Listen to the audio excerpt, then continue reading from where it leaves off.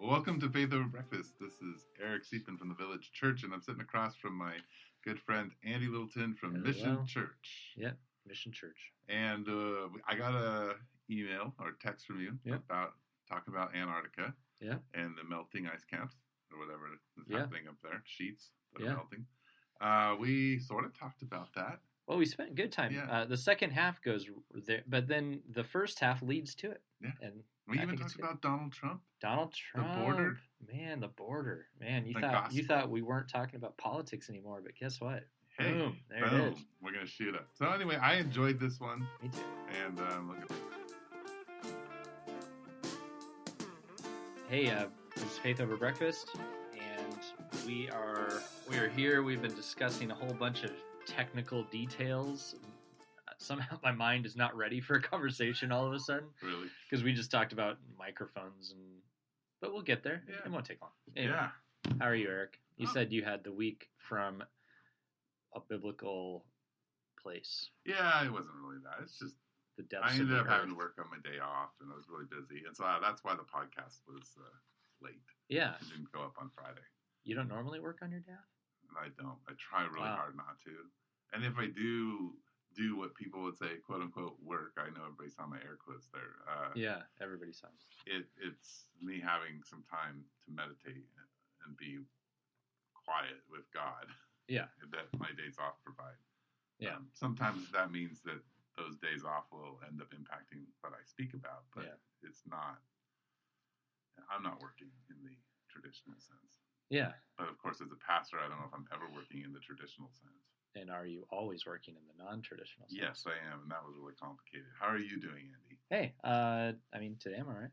Yeah. Yeah. Well, buggy with the rest of my week. So today's so far so good. Took my daughter to school. Got some McDonald's coffee. So here's what's happened with Faith Over Breakfast. We now have this little studio we use, which feels quite official, but our eating habits have severely declined. Yes. We were actually eating relatively healthy, or you were anyway. Yeah. Me. And high quality and kind of locally produced, and I loved it. And now I find myself cruising in off the freeway going, oh my goodness, I have 10 minutes to get there. I seriously, just as I was driving, I was like, what will I drive by? What will I drive by? And then there was McDonald's, and I went, okay. Egg McMuffin. Yeah. And I liked it. Yeah, well, my breakfasts, they range from two places, and that's just because I pick up 4 little boys, one each week. Yeah. And spend an hour with them. Yeah. And so I'm going to either be at Dunkin' Donuts, because it's their choice. Which is the coffee cup you have now. Which I got to confess, I cheated. I have been off coffee for a long time, except once a week. On Thursdays when I drink coffee with my daughter. But I cheated. I went to Dunkin' Donuts, and I thought, I haven't had an iced coffee in so long. I'll try one. Yeah. So this podcast, maybe I'd be talking really fast because I haven't had coffee in so long, and it's really good. Yeah. And then apparently when you listen to the podcast, you speed it up, so it's going to be crazy. Yeah, I do speed up everything because I just can't handle people's slow talking. Yeah. You've commented on our church that we need to talk faster. You do. Which is interesting. Yeah. So I think you need to talk slower. I think all people need to talk faster when they speak. Really? Because why would you say that, Eric? What's the big deal? Why do you think we need to talk so fast? There you go. That's great. Slow it down a little bit. Because I'm already assuming what you're going to say. My brain's already trying to plot it out. So you got to trick my brain into having to actually pay attention to you. Fluffernoggin. Anyway, why are we getting to that? You sent me this. I just want to say that first, you got mad at me when it came to the Snoop Dogg podcast because you sent me, basically what any other show would call show notes. Hey, you need to look at this so you can be ready to discuss things.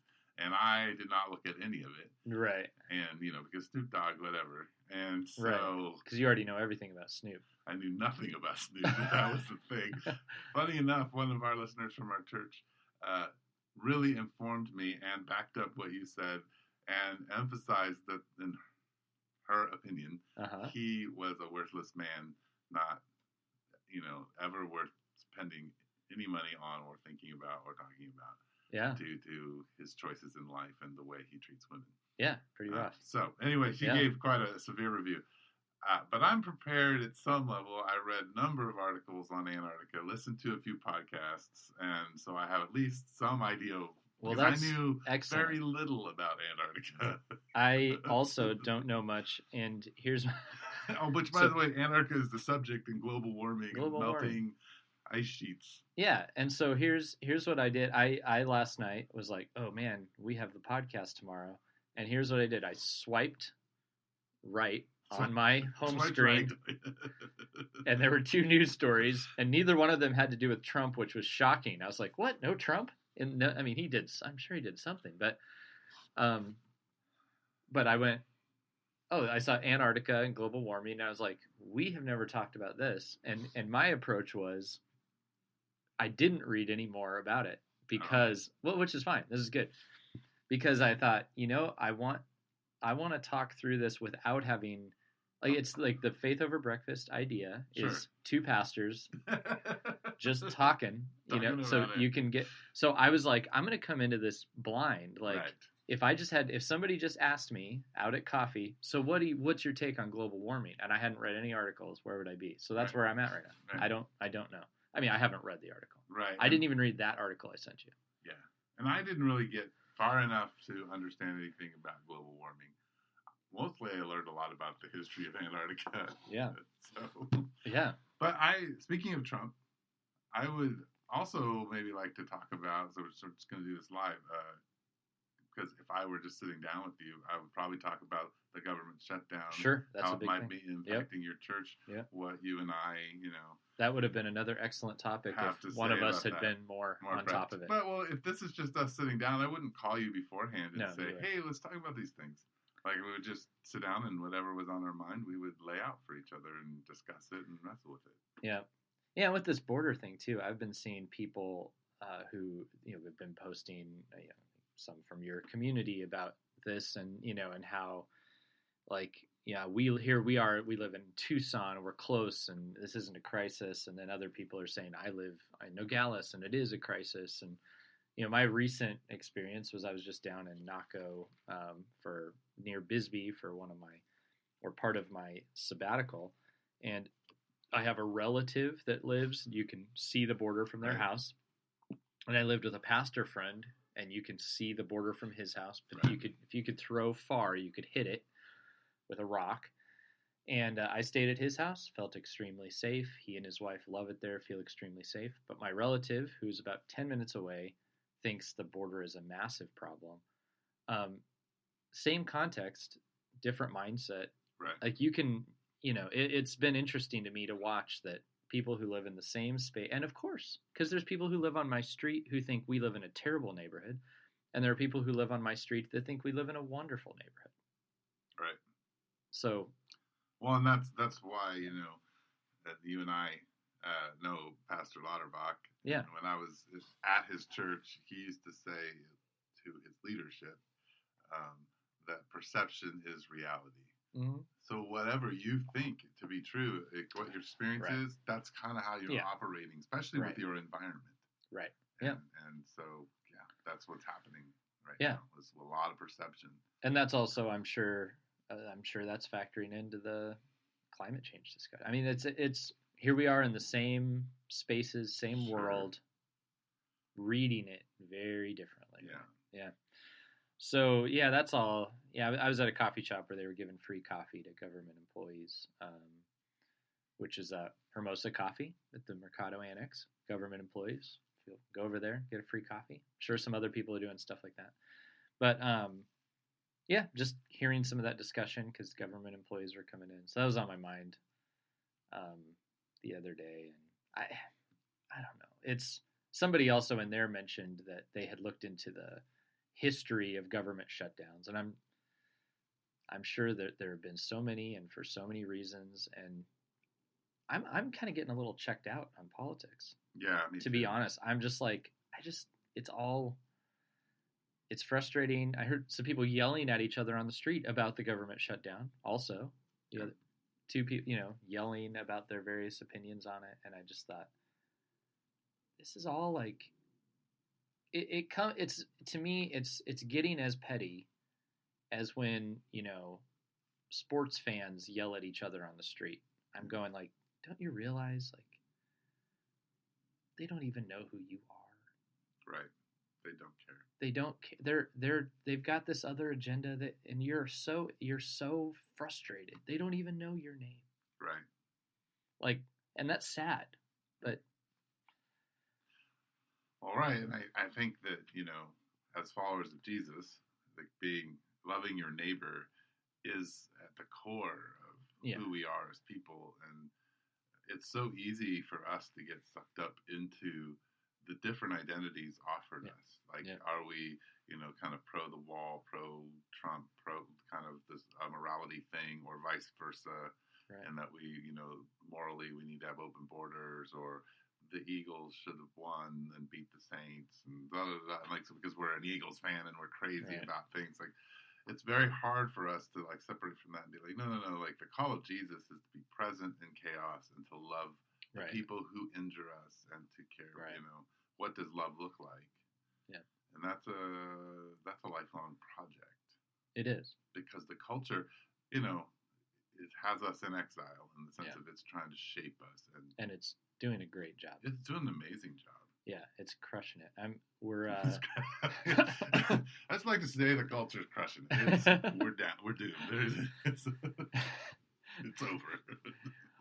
Well, I've started reading James K. Smith's Awaiting the King, which is a political theology book, and his whole thesis throughout all of his books is that everything has a liturgical nature to it, where it's training you in what to love. Sure. And so your society, and he also referenced how sports are doing that. And, sure. And he's his most recent book is You Love What You.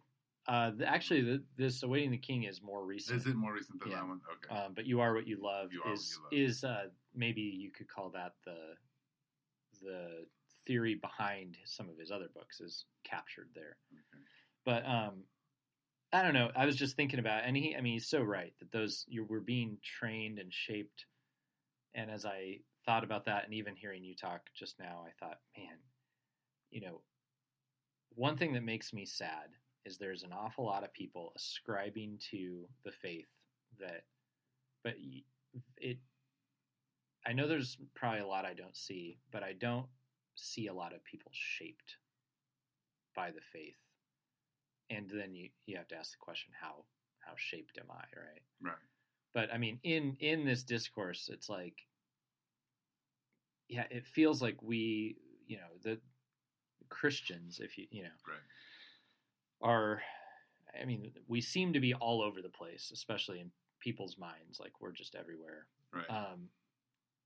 But I don't know how many of those of us who are saying that are shaped by it. Right. It feels like we're more shaped by the culture, which is crushing it. And it is crushing it. And I think as followers of Jesus, or the label Christian culture, I think the culture itself is crushing it when it comes to what we would label Christian culture. Right. And some of that I feel like, as the guy who in this show loves the stats, you do love the stats. Barna has ruined us in some ways, because Barna has produced stats that are actually not very good. And about the percentage of quote unquote born again people. Yes, and the difference between a Christian and his counterpart, per se. Because he tends to talk about attending church. Yes. Right. And the difference is little or none. Yeah. But when you start drilling down into the stats, what you realize is that people who hold on to a pretty strong orthodoxy and are strongly entrenched in a worshiping community, all of a sudden the way they look is very different than the culture, and not necessarily from just like their morality stance, but from the way they give, the way they volunteer, the way they care, their family structures in life, very different. Divorce rates very low, all those kinds of things. So there is a difference for sure. But the larger culture is definitely people who state to be Christian and have some attendance of church. Right.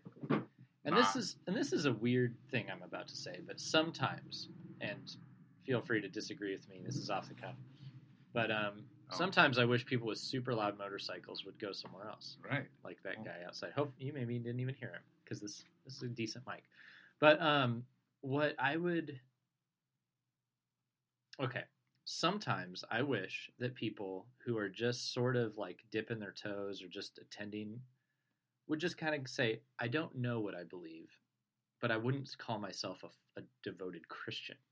Because I think if we could, if that would stop, you know, I think if people would go like, hey, I'm not practicing, I think it'd be a little more clear. But it's frustrating because there are people who are like, you know, doggedly like Christian but they're not engaging in any of that stuff you're talking about. Right. Like, I mean, it was, you know, during the last election, I think I brought this up. The Gospel Coalition said, you know, one of the major marks of a believer is that they are a member in good standing of a church with Orthodox beliefs. So they went and looked at all the candidates, including all the ones that were standing for Christianity. And the only member of a church at all was Hillary Clinton, and it wasn't Orthodox. So all these people who are you know, making this big political stand on Christian value, they don't even have a church. Right. And that's the leaders, right? Right. Yeah, so there you go. Stop saying you're a Christian. No, I don't know. Well, and this is why, you know, and maybe it bugs people, but this is why so many people start trying to change things in the way they say, oh, I'm not a Christian, I'm a follower of Jesus, or I'm a follower of the way. Because they're trying somehow, in some way, to say, we're not represented by these people. It's like what happened with the term evangelical recently, where, you know, all the people who followed after Trump, and then, you know, people like Russell Moore and such started going, well, hold on, do I want to lump myself with those folks? Right. Yeah. You know, am I? So I used to say, I'm basically evangelical, and now I never say that. Because it carries so much baggage. Yes. And the words can change in our culture very quickly. Yeah. And it's different. But we should talk about this global warming. Warming. So let's pretend that, like, at some level I haven't read anything, and let's just talk about global warming. If I caught you yesterday morning and said, Eric, what do you think about global warming? Well, and I would have said, hey, I have a long history of global warming in that you emit a lot of greenhouse gases. Really, one of the major causes of global warming. I started out as an anti-global warming person. Oh, a climate denier? Yes, I was. Oh. We wouldn't call ourselves like that back in the early 90s, but that's what they are. Yeah. And some of that was because I believe that the Earth was capable of handling itself. Okay. And I also believed in God's power and strength to deal with things. Sure. But at the same time, I was also very, and I'm going to use some theological terms here that people may not understand, but I was very dispensational. Yes. In my belief system, and so I believed in a new Earth and a new heaven. So I thought this Earth was going to be destroyed. Yeah. And so like the actual taking care of this Earth was not on my highest level of importance. Yeah, can we explain dispensational really fast for those listening who don't know what it is? I'll try. You want me to try? You go for it, since you're the more theologically educated than me. Okay. Like, how much of a seminary degree do you have at this point? Almost there. Yeah, over 3/4. Over 3/4. Okay, so you should, know how to really lay this dispensational thing down. I don't know. You can tell them it's about the 7 dispensations. There's 7? I think so. Yeah, you're right. There's 7. So dispensationalism is a system of theology. It's created by like 1800. Ryrie. It's about 100 years old. Yeah, 100. Schofield and Ryrie are key people, theologians. But it breaks history into 7 periods that have distinct plans of God, if you will, for them. We are in the 6th. And those, and there's basically the gospel as we know it is for this era. And and a key piece is the utter destruction of it all, and then a final battle and the return and a destruction of the earth and a remaking of it. Yeah, and it's and some parts make sense of a couple sections of Revelation, but they they do a lot of damage to the biblical narrative as a whole. Right. And it is the dominant American evangelical view. Yes.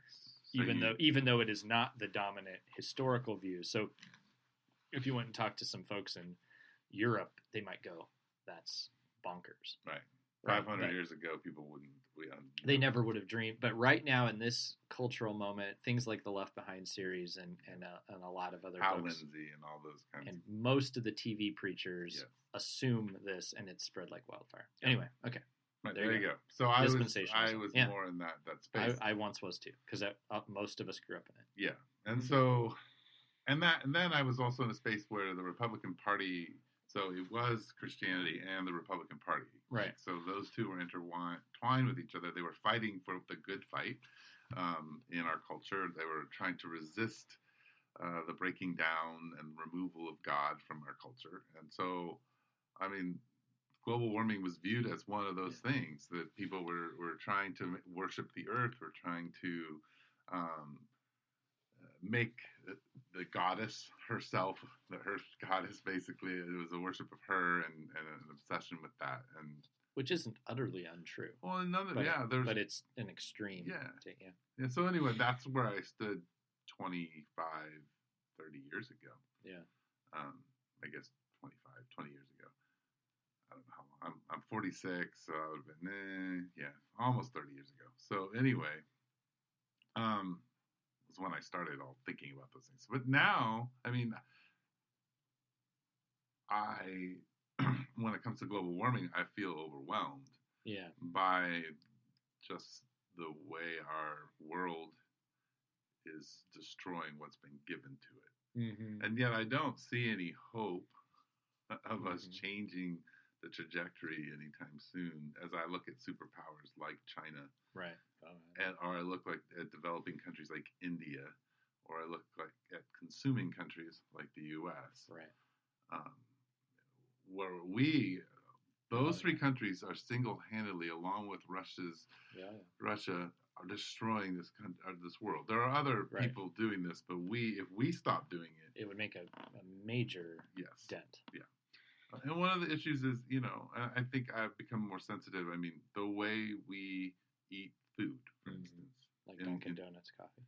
Dunkin' Donuts coffee. Yeah, coffee's an interesting one when you're thinking about global warming. But I would say if we removed our beef eating, we could change. Just if the U.S. decided to just say we're not going to eat red meat, we would change the environment and affect global warming. I thought we were trying to get rid of bovine emissions, so we eat the cows. Right. No. But you got to grow them to eat them. I'm just being a pain. But the bovine emissions, it's not a joke. And part of it's because we're raising so many stinking cows. Yes. Yeah. Right. Yes. It's interesting. It's an unnatural amount of cows. Yes. So, how about you? Where would you have stood? Well, where would you stand if I just said, "Hey, Andy, I'm trying to figure out how to talk about global warming. What do you think?" So I would first, as far as my journey, not as entrenched in the Republican agenda as you. My family was not staunchly Republican at any point. Right. So we were in, circles in which that was more the case. Sure. But we were also in the working labor class, so we tended a little left. But struggled with that. Right. So there was never a day in my household where global warming was questioned. It really wasn't actually worked out that much. We were frankly surviving, living a life in which my dad was a mill worker. Right. And you just tried to pay the bills and get by. I think that's where probably the majority of humanity sits, is they would love to pontificate on global warming, but you just have to pay the bills right now. Right. And I kind of feel that way. I want deeply to be a moral person in all areas of my life, but I'm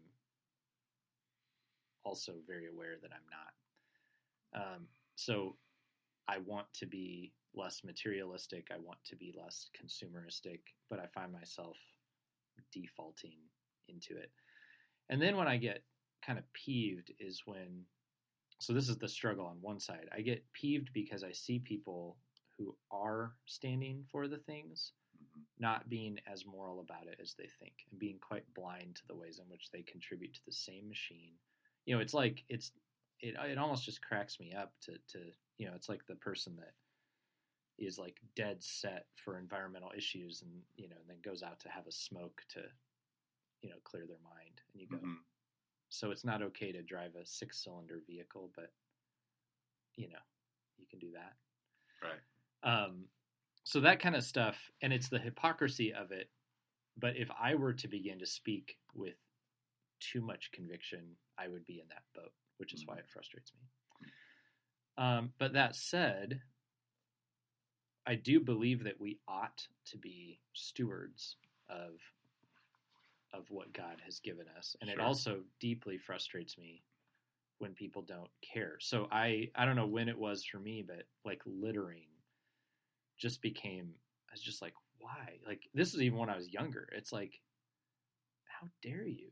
Like stuff like that, where it was just like, And then, I've added other things to the list that frustrate me. So I'm frustrated when people don't care for the environment, but I'm frustrated by people who claim they care so much, and I don't think they see the holes. Right. And so I don't talk about it a lot because I feel like I'm not strong enough on either end. But I would say that I care. I want to care more. I want to be less in my survival mode and more able to live out of a better moral place out of what God has done for me in these areas. Sure. But I'm also honestly kind of not there yet. That's where I'm probably at. Yeah, as I was listening to you talk, it made me think, we were going through Daniel. Yeah. And Daniel has really started to change the way I understand what it means to take stands and be political. Because as you watch Daniel in the first chapter, he's in the process of becoming a Babylonian and not resisting that process. Right. And there are so many parts of it that violate everything that he is as a Jewish man and his understanding of God. And then he decides to make a stand when it comes to the food. Right. But what's interesting about it is that he not only resists the food, which isn't kosher and which he can't eat if he's going to stick to his Jewish, roots, and also it's being sacrificed to idols, which makes it even worse. I mean, but the wine, there's nothing against wine, but he decides to choose to take a stand in food. And I think what struck me about that is, for him, obviously, that was an outward identity thing. Right. Food always was one of the identifiers for Jewish people up and against other countries. It made you Jewish, like it made you a nation. And it's however many times a day they ate, but it was the visible thing. It differentiated him over and over and over and over and over. And so it's an interesting, just to meditate and think about that process is interesting. But what made me think is that I can't make a stand and really begin to live my life on global warming. Right. And then go decide to make a stand on, the sex trade. Right. And then go make a stand on the border issue. And then go make a stand. So I think everybody in the world is picking their stand, and when you pick one or two, it's always to the detriment of 5,000 other ones that you really ought to be standing for. Right. And so part of it is, how, as a follower of Jesus, what's the actual stand that sets me apart, and yet at the same time doesn't push me out of the culture where I have no voice. Right. And I think it kind of comes down to, first, the complete loving of God with everything, and then my neighbor, like working that out in every one of these issues, right, in a way that's honest to my capacity, right, and I think, and honest to the capacity that God's calling me to, right, and we have different callings on our in that process, like, and capacities, like some of us, like you said, our best thing is that we were trying to get up in time to make it to work, pay our bills, and take care of our 3 children, and love our wife. Or if we don't, and sometimes you gotta shop at Walmart when you're in that mode, right? You have to shop at Walmart. You need to make your dollar go as far as you can so that your little kids can eat, or you can pay the bills, or you can take care of your mom, whatever it is that's going on there, or pay the bills where, you know, in the past, your student loans are overwhelming you and you don't know what to do. Like, there's so many factors. And so it has to come back to my stand is my neighbor and the way I engage God. And to my capacity. Well, that's transforming because it makes me think, okay, how do I do this? And it's not political. Right. So I can know about like Antarctica and the fact that, you know, we'll get more ice coming off of you know, the ice sheets, but at the same time we're gaining more ice, and then everybody's confused about it. And but it's opening up this great opportunity for scientific exploration because now there's green, and we're seeing what kinds of things are going to move in. And I absolutely think, like in all these areas, that there should be a subset of people who care deeply, inform the public, influence, you know, policy, you know, and then I think the other thing that tempers it for me, and this is what I wish everybody had, was then at the end of it all to be able to trust God with the end result, and that's what, like, you know, I don't know, in your old mindset you were talking about with dispensationalism, like believing that God could, you know, whatever, like take care of it. That's the good part, right? Except for you don't need to disregard everything along the way. The frustrating thing is when people are like, this world's going to burn, so who cares? And they don't say that outright. It's just the underlying. I've heard it. Okay, well, yeah. But when people don't say it but it's still there. It's still underneath everything they're saying. Yeah, and I right, and I mean, and I've heard people talk that way about saving money and handing it to your family. Like, yeah, well, but the world, Jesus is coming back soon. Well, imagine your parents said that 60 years ago, and they left you nothing. Right. Like, and they also, by the way, thought Jesus was coming back soon. And back at the Reformation, there was a small group of people that thought Jesus was coming back any second. And by the way, when the New Testament was being written, there was a little group of people that thought Jesus was coming back tomorrow. They're called the Thessalonians. Yeah. Paul's like, don't sell everything. Don't sell everything. So all along the way, it's like, live like the world's going to be here for a million years, but trust that God is going to eventually, in His time, do what's best. And so I think that can like give you hope because you can't solve all the problems, but it's like you should live like this responsibility belongs to humanity to whatever capacity you have. Right. It brings us back to the Genesis. Yeah. Kind of, what do you call them? I missed the word in my head right now. Genesis. Creation mandate? Mandate. Yeah. I was looking for the word mandate. Yeah. Yeah, exactly. Like, we are responsible. Yeah, it's not like the mandate disappeared. No. But then even in early humanity, it wasn't, I mean, I don't think God speaking to humanity, you know, in Adam and Eve was saying, you know, Adam, you're responsible for every square inch of this planet. You know? Right. Eve, so are you. You know? It's like there's a mass of humanity, and collectively, you know, working together, using our various gifts, we are responsible. Sure. But then at some point believing that there is a God over it all and over the grand scheme who does in fact, you know, declare the end from the beginning, and the world doesn't stay as it is forever.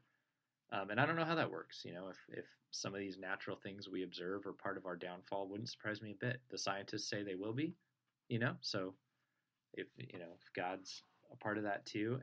But I don't want to like ever promote the idea that because the world will eventually destroy itself, that we should just wholesale, you know, throw Coke cans out our windows and let cows fart all night and, you know, and burn large piles of trash in our yards. Right. Yeah. Yeah, I totally agree with you. So on this whole subject, though, of taking a stand, I do think one thing that's interesting, if we want to bring it back to our churches, I once heard you say that you guys tell your church that you really aren't trying to be a judgment of other churches, or you're not trying to make a statement about the right way to do things.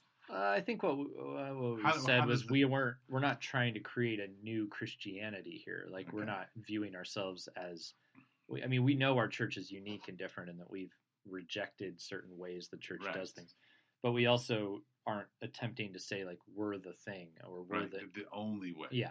Right. But you are making a statement. Sure. And I think that's part of this is choosing a space that you're going to speak up for what you think might need to be reformed. Right. Being a good reformer that you are. Sure.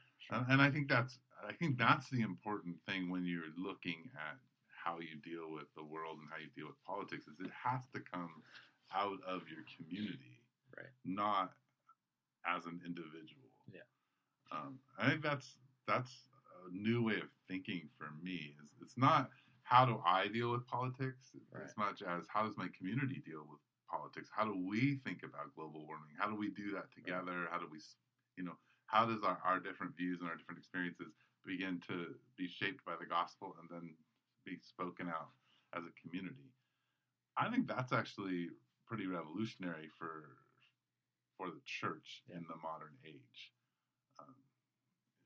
Is to have a communal speaking out, and I think it first starts with the reformation of the church itself. Yeah, that we're in a process of reforming us, and as we reform through the Spirit and being transformed, then we can begin to speak the gospel clearly to these issues. Right. I think what's happened in the American church over the last 100 years is we've stopped reforming in some ways and become political, political activists or pawns. You might say. Pawns would even be better. Yeah, because we're not challenging the political system. We're just jumping on board with, a dominant part. Right. Which I would argue, and you and I have talked a little bit about this in the podcast, but the way the gospel has changed since, after World War II to come this very simplistic thing, in the context of American evangelicalism. Yes, or whatever. The God has a wonderful plan for your life. Right. Let's walk along the Roman road. Not to putting those down, but what it's done into discipleship and our understanding maybe of the gospel as a larger story, right? With more complexity and forcing us to wrestle more with reality than God's wonderful plan and His death and resurrection, which are at the core and beautiful.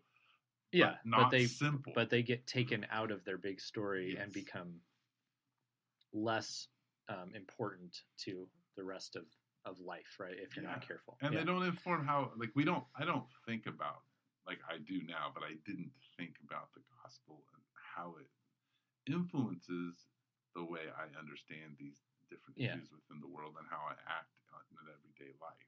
Well, just to tease that out, what does the resurrection of Jesus have to say to global warming would be an interesting question. So it's the Christian would read the scriptures and hear things like, in the New Testament being told that your body is like a temple of the Holy Spirit, right?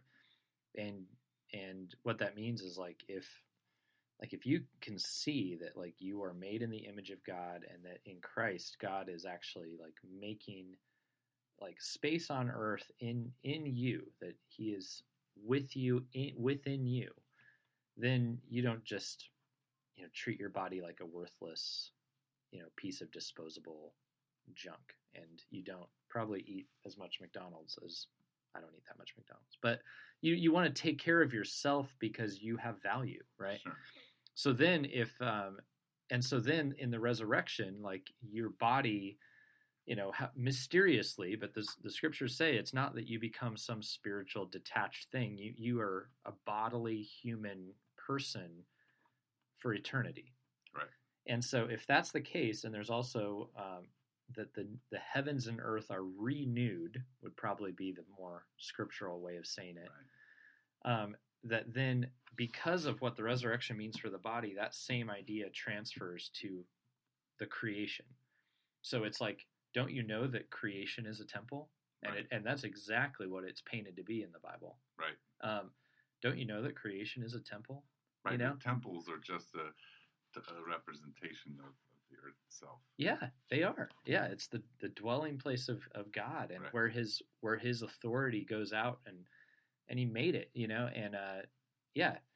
and so if you know that the earth is a temple, and that there will be a resurrection, and that He wants to renew, not doesn't just want to, plans to renew it, then it's an absolute Christian responsibility to treat it like a temple. Right. And, the thing that got me started about thinking about all of that is, though maybe it doesn't fit in the original manuscript, the end of Mark has a real sense that the gospel is not just being preached to the individual, but to all of humanity. And then you end up in Romans as you listen to the earth groaning and looking forward to its own renewal. Right. Meaning that there's a sense within the creative order that it has its own knowledge of its identity and it's groaning to be renewed. Well, that's transformative in thinking about how I operate, and what my future operation is. Which isn't that what we see around here when we like the sunsets and sunrises? That like, doesn't it seem like the creation itself isn't just dying? Right. Like it's like there's something within the creation that's like there's value and beauty, and this should go on. Which is why I think, like, if we as Christians could get out of our like hatred for environmentalism, which I don't think we have, but generally there's some of that because it's this like, man, it's idolatry. Like, no, this is the temple, and like when people see the beauty of the earth and want it to go on, like why don't you affirm that, for goodness sake? Right. Like, you of all people as a Christian who know that the earth is a temple, could affirm that the earth does want to go on and will. You just actually have a metaphysical reason that it's possible. Right. And beautiful. Right. So stop being jerks to people who like the earth. Wow. Andy just went out there. Yeah, holy. Golly. Well, I feel like this podcast was exciting and fun to talk about. And how many minutes are we into this thing? 42. Time to say goodbye. Like, we've learned that 42 is probably our best. By the time Andy is saying golly, it's probably time to go take a little sit down and think about my life. You're going to go home. You're going to think about your life. Probably won't go home right now. Yeah. No, you got to leave. There's something going on. Something's going on. Anyway, thanks for joining us. We'll get this podcast. You'll hear it when it's up, and we'll see you next time. All right.